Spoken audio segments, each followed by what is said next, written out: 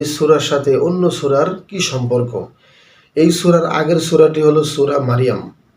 আমরা সকলেই জেনেছি, যার শেষ আয়াতে আল্লাহ তাআলা নবীর জন্য কোরআন প্রচারের কাজটি সহজ করে দেওয়ার কথা বলেছেন।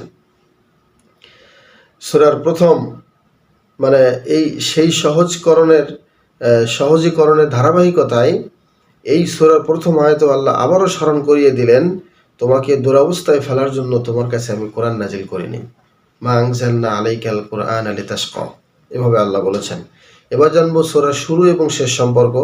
সূরাটির একদম শুরুতেই আল্লাহ তাআলা স্মরণ করিয়ে দিয়েছেন যে কোরআন কোনো বোঝা নয়, কোরআন কোনো বোঝা নয়, কোনো ভারী কোনো বস্তু নয়, এটা হলো উপহার।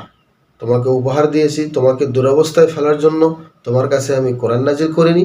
তবে দুরবস্থা আসলে কাদের জন্য অপেক্ষা করছে, আসলে এই দুরবস্থা এইটা কাদের জন্য অপেক্ষা করছে তা জানিয়েছেন সূরার শেষের দিকে।